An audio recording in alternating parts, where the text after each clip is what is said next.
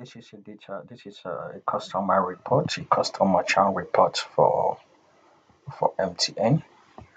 It's MTN Nigeria or MTN Nigeria.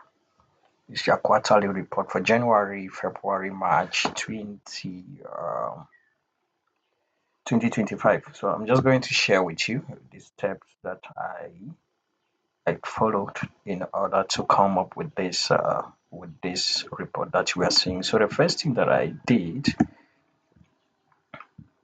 was to transform my data, to extract my data. I beg your pardon. I loaded the data here in the Power Query. I didn't have much cleaning to do, as you can see in the apply step here. I didn't have much cleaning to do with the data, as the data was already clean. And then after this extraction, I loaded it into Power BI. So this is our report view. And then let me take you to the table view of our data. So when I uploaded, this is the data that I had.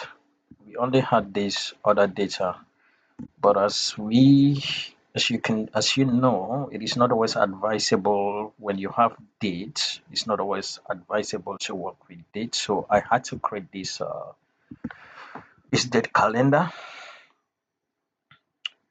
And then creating the date calendar, let us go to diagram view. If you create a date calendar, right, let me just delete this. See what okay, if we create this date calendar and then we come to this diagram view, we need to connect this relationship. If you don't connect the relationship with this calendar, with this date calendar and the MTN chunk data set, it will not you won't be able to work with the two tables. So what I did is that I connected the relationship, and then here I think I equally have there should be a date somewhere here that enabled me to create this. Yep, I think there is the date of purchase, and then I take it, I drop it here. I'll take OK. So as you can see, let me expand this. So we have our date calendar. We equally have our date hierarchy, the connection, and then let's go back to the report view, and then from here, as you can see, when you see this icon you are seeing here, if maybe you have somebody share a report with you, a Power BI report with you, when you see this symbol with a calculator, these are measures that you have created. Like this one, this is not a measure, it was in the data set, but this one is a measure. This churn rate, it was a measure, and this is the formula here, which I did it.